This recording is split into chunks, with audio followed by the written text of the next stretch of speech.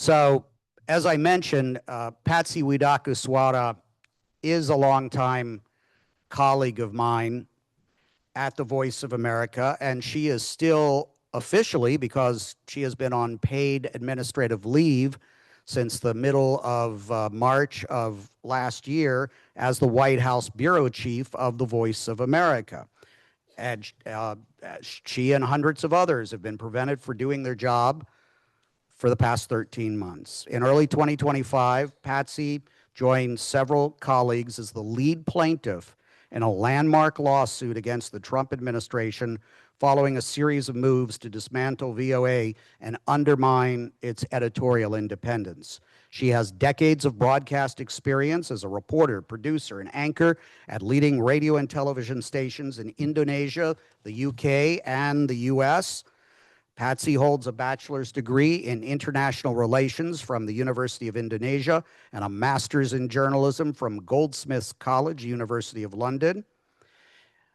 As I mentioned, we got along pretty well in our confined space while we were triggering secretaries of state and presidents who have been the catalyst for the retaliatory actions against Patsy and the Voice of America. So please welcome Patsy Widakuswara.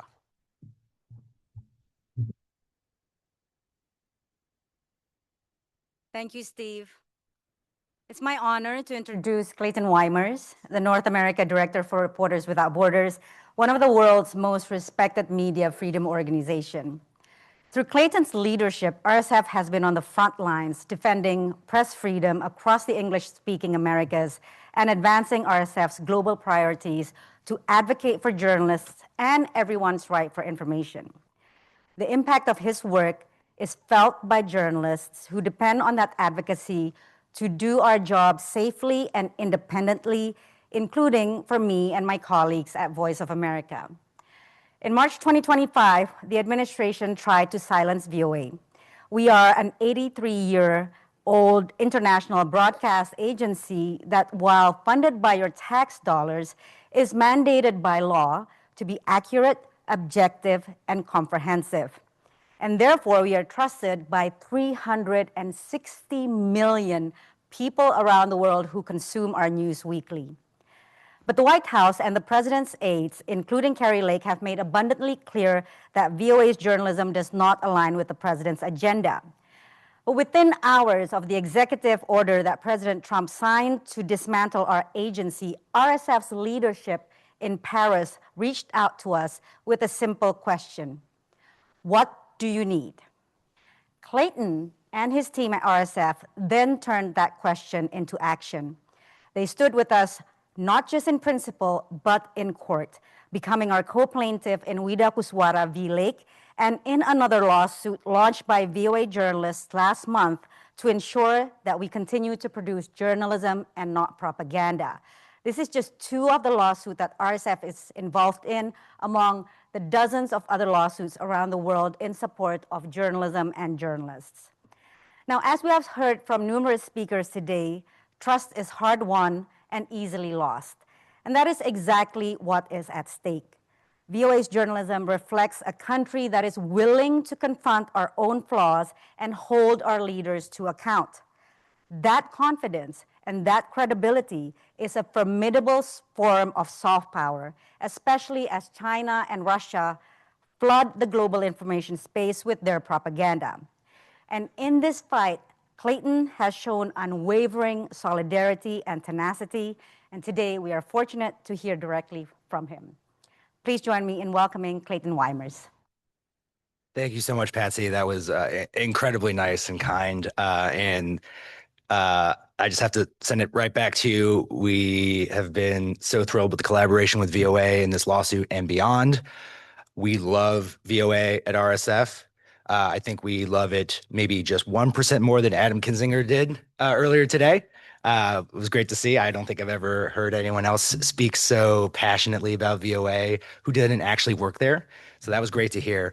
But RSF as an organization really is uniquely positioned to be not just in that lawsuit, but to be sort of that third-party voice to explain why VOA matters so much, because we really are everywhere in the world on the front lines fighting against disinformation and for quality journalism, the kind of quality journalism that VOA is known for everywhere. And so we felt immediate harm when VOA was shut down because our own team relies on VOA, one, as just a source of information that we can rely on to keep our people safe in often dangerous situations, but two, as a very unique media outlet because of its mandate that spreads a message of press freedom. It's incredibly useful, very powerful for an organization like Reporters Without Borders, who is also mandated to spread press freedom. And so to us, it's a natural partnership, and we couldn't be more thrilled to be in this fight. We're winning.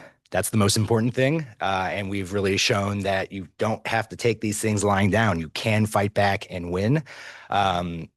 So that's great. That was not at all part of my remarks, so I should actually get into it. I'm going to basically divide this into two sections. One, the trouble with going last at the end of the day is trying to anticipate what everyone before you said so that you can not just repeat the same things. And I think I mostly did that. The first part is a very technical solution that Reporters Without Borders champions around the world for the trust issue. And, it's not a silver bullet. It is one of many things that needs to happen, but it's called the Journalism Trust Initiative, the JTI. So we know that we have this landscape for the media that's increasingly disadvantaged against journalism. We have direct competition on platforms for journalism with other types of content in a way that's never been true before. We're losing revenue, we're losing audience, we're losing visibility, misinformation, propaganda. These things are directly competing with authentic journalism all over the world. And it's all contributing to mistrust of the media. Let's see if I can figure out. Oh. So what is the Journalism Trust Initiative? It's an ISO standard. Just like there's 1,000 different ISO standards in that camera, that phone, this microphone that standardize the way technology works, this is a standard for authentic journalism.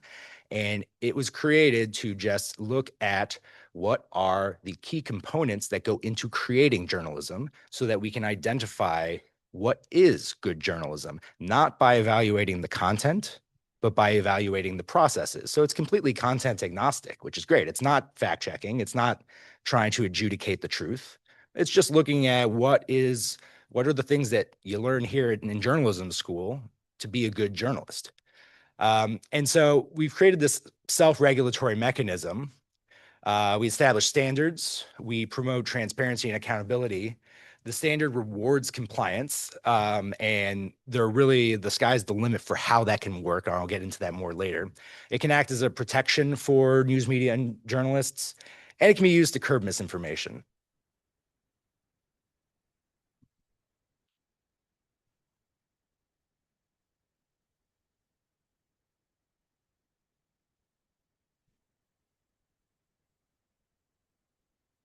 That works too.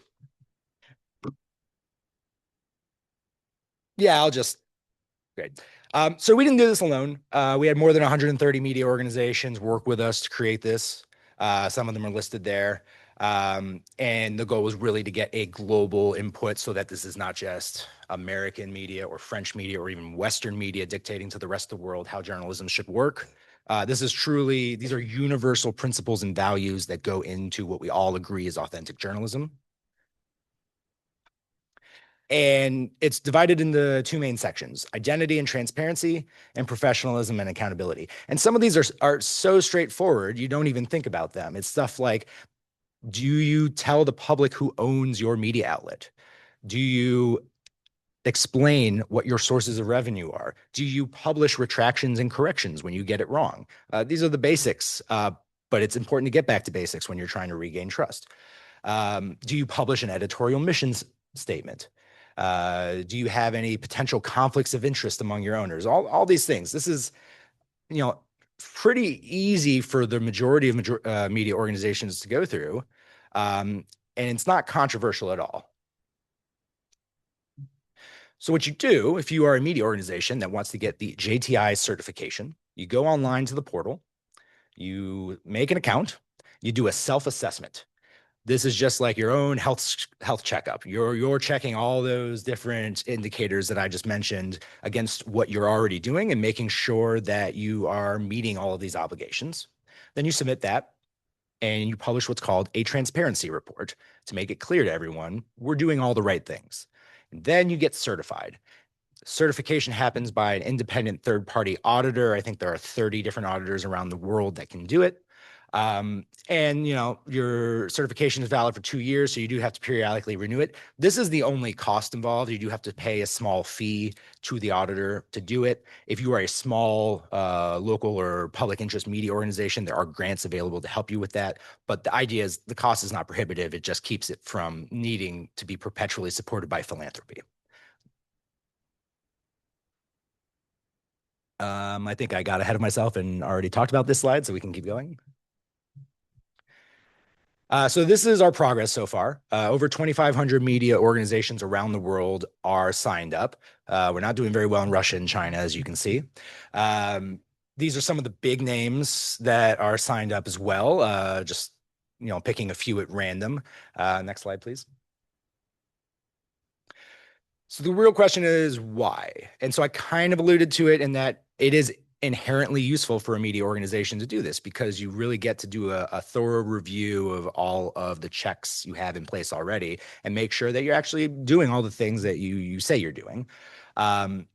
It can serve as a real commitment to your audience too. And so I think it was Rufus who was talking about this earlier about publishing that mission statement on A2. This is a way to do that. But we can take this above and beyond. This is now an objective metric that we can use to identify and signal trustworthy media organizations. So what can you do with that? Next slide. You can amplify reliable news. So right now we have a digital information ecosystem that prioritizes all types of content that aren't news. It loves to spread memes and fake news and propaganda. It doesn't love to spread hard-hitting investigative journalism, for example.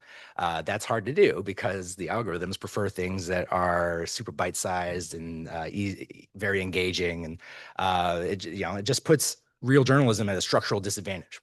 So now we have this plug and play tool that any tech company could say, we want to really amplify real news in our news feeds and in our search results. We can put this metric into the algorithm to give a little boost to anyone who has the certification. And in fact, we have an MOU with Microsoft to explore how that works. We're also working with a check search engine that has already shown that it works in the check market. And I'll talk more about that later. This is also a standard that's been recognized in EU legislation. The EU has called for digital platforms, as they would call them, to use some sort of objective metric for signaling trustworthy journalism, and the JTI is the one that they point to as an example of it. Another way it can be used is for driving revenue. You're a development agency, you want to fund trustworthy media. Doing the work of evaluating who is trustworthy media is hard and controversial and messy. Here's an objective solution for you. Same goes for philanthropies and NGOs.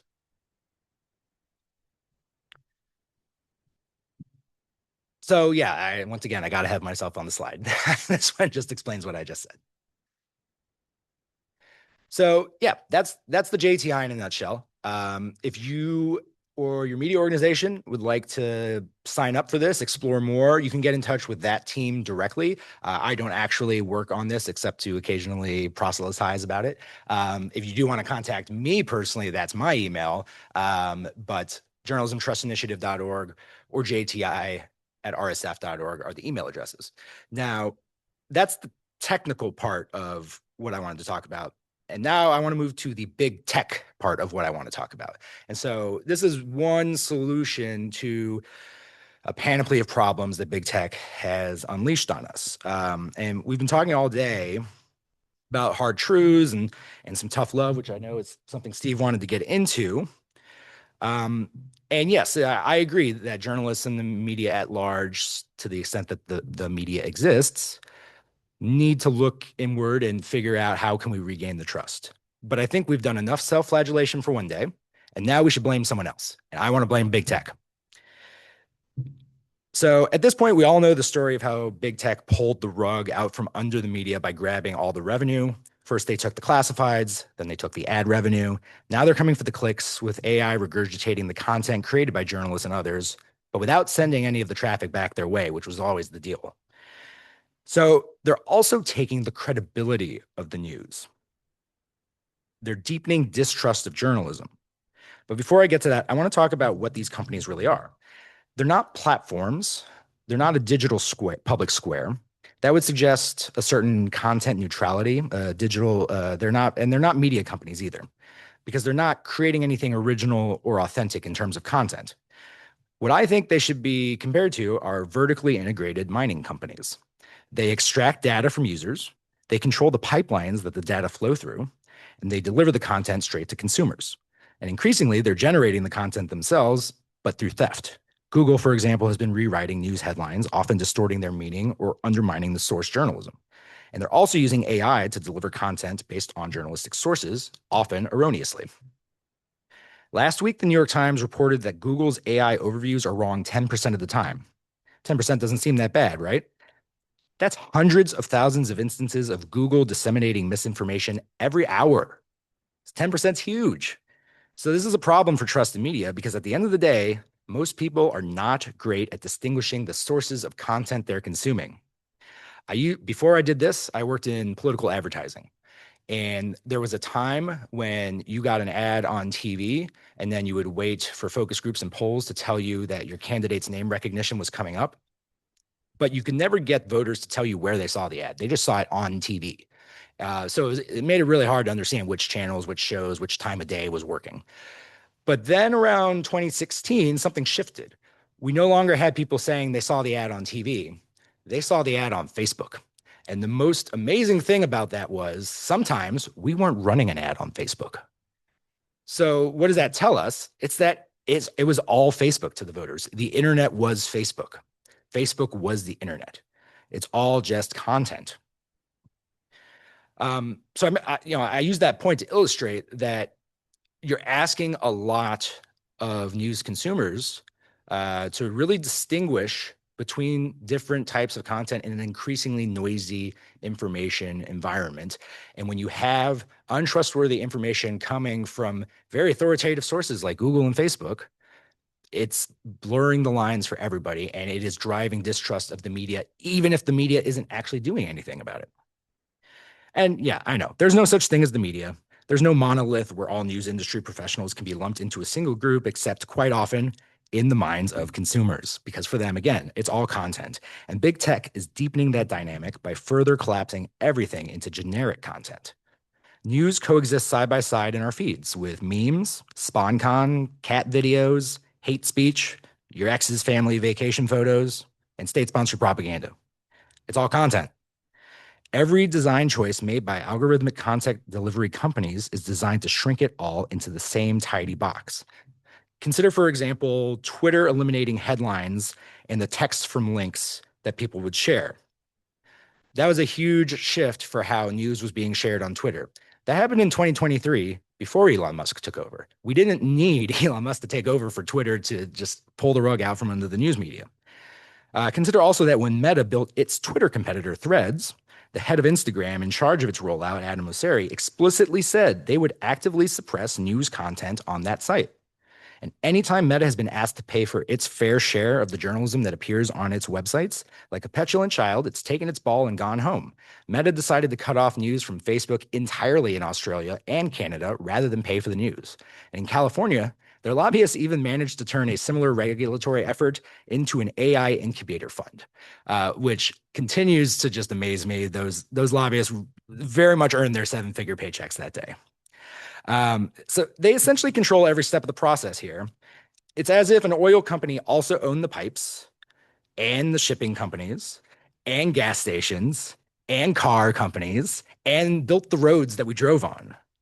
And like an oil company, they are completely indifferent to the social harms that they're causing, namely the way that they pollute our information environment. So Tech companies control a vital resource of public interest, but almost never act in the public interest because there are absolutely no guardrails to ensure the companies that control the digital information ecosystem even consider the public interest, much less act in it. In fact, the only incentives they have are often at odds with the public interest. Clickbait and gossip drive more engagement than journalism, so the algorithm rewards junk information at the expense of good information, and the death of journalism becomes a self-fulfilling prophecy. Thinking of Facebook or Google as mining companies and information as public resources, it's not a new idea, but it needs to become a mainstream idea. It reframes the whole discussion and allows us to rethink how we approach tech regulation. If these are mining companies controlling natural resources, they should be regulated accordingly, a la electricity, water, or the airwaves. It's just a quirk of history that we don't treat the internet or digital technology this way like we do for broadcast technology. Think about it. Broadcast technology emerged during a very different era in American politics. The Communications Act of 1934 was signed by Franklin Roosevelt as part of the New Deal. The Public Broadcasting Act of 1967 was signed by Lyndon Johnson. Meanwhile, the internet emerged amid a backlash against big government and a general aversion to regulation. So big tech has invested huge sums in convincing the public and policymakers that any regulation will stifle innovation, but I don't think there's any evidence of that. Big tech tries to convince us that there are no alternatives. The systems it builds are deliberate choices, though, not inevitabilities. This has been revealed in basically every whistleblower's tell-all book, and you can just pick any one of them, anyone who has left Facebook or Twitter or Google and written a book. It all comes back to that. They all make deliberate choices that lead to some sort of negative outcome for the rest of society. And they're aware of it every step of the way. Companies will always pursue the option that makes more money, even at the expense of anything else, whether it's users' well-being, the environment, or the information ecosystem. Take LLMs and big AI right now. You can do an awful lot with a small language model that's purpose-built. If you want to come up with a cure for a disease, you don't need large language models. You need small language models. You need something that's specifically designed with medical research to tackle a medical problem. You don't need literally everything else that's been scraped off Wikipedia and Twitter and Reddit and every other publicly available site. But AI companies make more money on scaling compute. The companies that are getting rich off the AI boom are incentivized to build giant data servers that take up more energy, that cost a lot of money to build, that require these massive loans and these weird sort of deals between two companies where they're growing in valuation, where it's all just loans back and forth between the same 2 or 3 companies.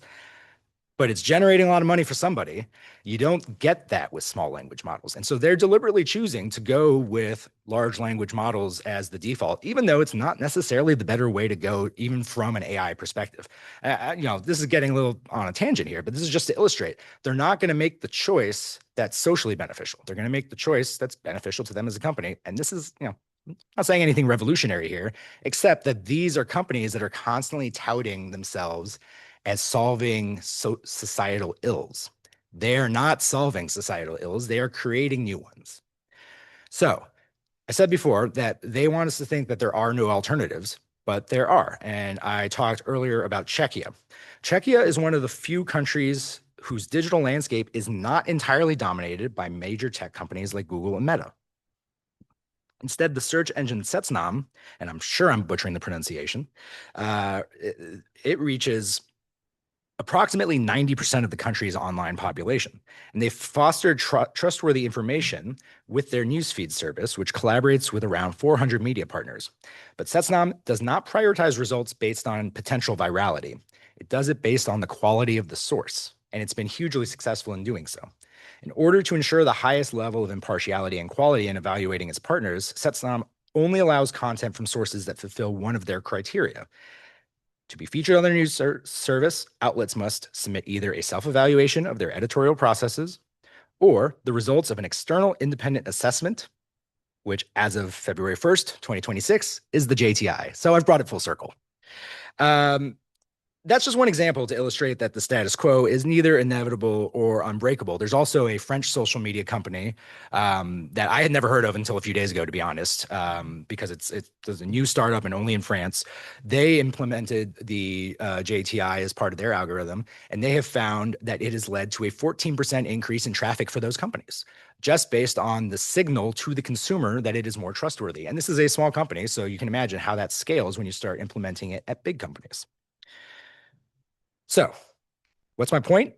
If we want to reshape how the public interacts with journalism, and as a result, how it feels about journalism and whether it trusts journalism, we need to shake up the systems that are delivering journalism to them.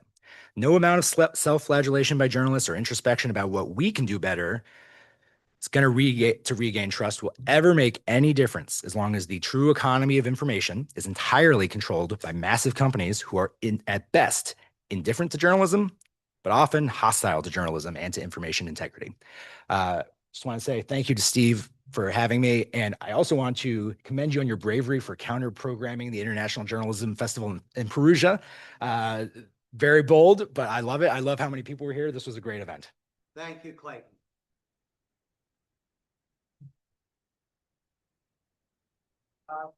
We have time for maybe a question or two. Hold on, I'll get a microphone that's working.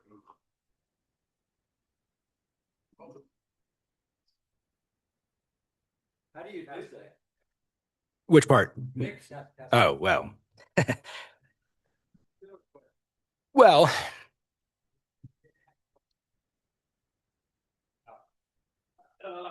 Wes Muller from Louisiana. I just have I love the idea. I think you stole my idea. But the one thing I guess I would like to take this back to my never going to adopt it. What about including not just awarding the trustworthy sources, but actually holding the untrustworthy accountable? Yeah. In a way that, like, could you revoke the endorsement from someone? You can. Yes. Or fines, something like that. It would have to be. Fines would have to be voluntary, so there's not really a system in place for that.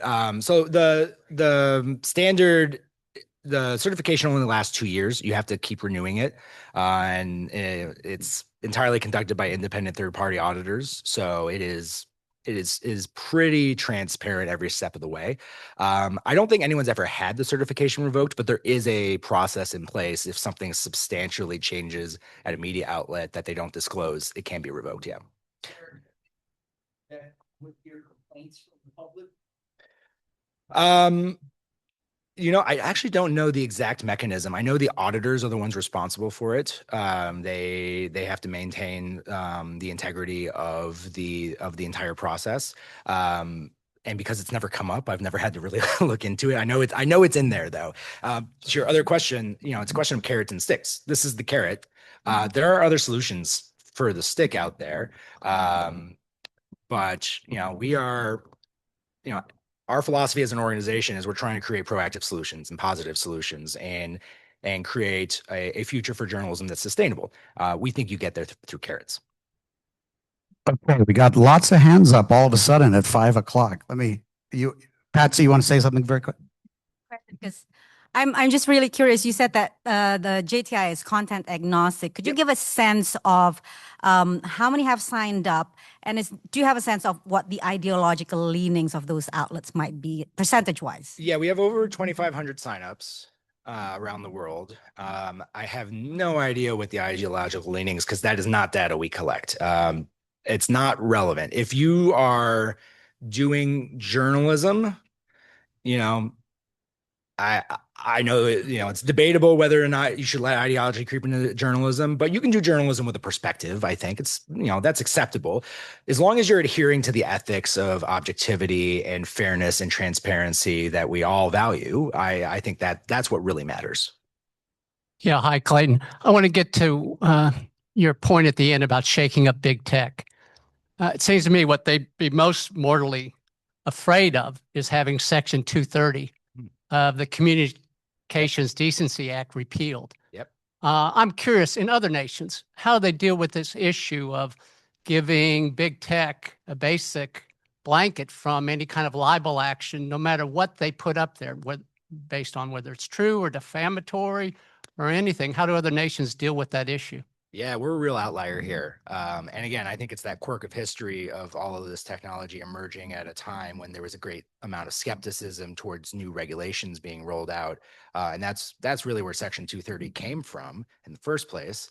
I mean, there have been a lot of suggestions that 230 should be repealed or reformed. I think it's also, there's a be careful what you wish for element there, particularly with who would be doing the reforming right now. You know, it's RSF's position that it absolutely is problematic, but it is not a simple fix. In terms of other, regulatory frameworks, the EU, I think, is really leading the way on trying to hold some accountability here with big tech. We get those super annoying pop-ups that ask us to accept the cookies. Well, you can thank the EU for that, even though it is really annoying. You look at things like the EMFA, the European Media Freedom Act, or the DSA, the Digital Services Act. There are some very strong provisions in there regulating what a technology company can do with your information or with content delivery. And it has already resulted in massive fines and lawsuits. We are pursuing 2 of the lawsuits against X right now, thanks to that legislation. Those lawsuits are happening in France, though, not in the United States, because we don't have that kind of regulatory framework. So your certification is based upon a self-study. And not entirely. That's just the first step. okay, because my question would be, if it's based on simply on the self-study, then would anyone ever fail the Yes. application? Yes. I mean, well, typically there's not a lot of failures, because once you start doing it and realizing you're going to fail, you don't finish it. There's a lot of incomplete applications out there. I run a nonprofit. Every year I have to be audited. I submit all of my financial records to an independent auditor. They go through it all. They ask me a bunch of questions. They ask for random examples of invoices and paychecks and all that to make sure I'm not committing massive fraud. And then hopefully, I'm in this process right now, so I don't actually have the final answer. Hopefully they tell me I'm not committing massive fraud. And then, I get my seal of approval. It's pretty much that, you go through an audit, you are asked questions, and then you are checked. Clayton, if there are further questions for you, we will take them up in front of Farley Hall in a few minutes, because we're keeping the audience from libations of adult beverages. Don't be the one standing in front of jury. It's the reward for everybody who stuck it out to the end, but thank you very much. That was very, very enlightening about something very important.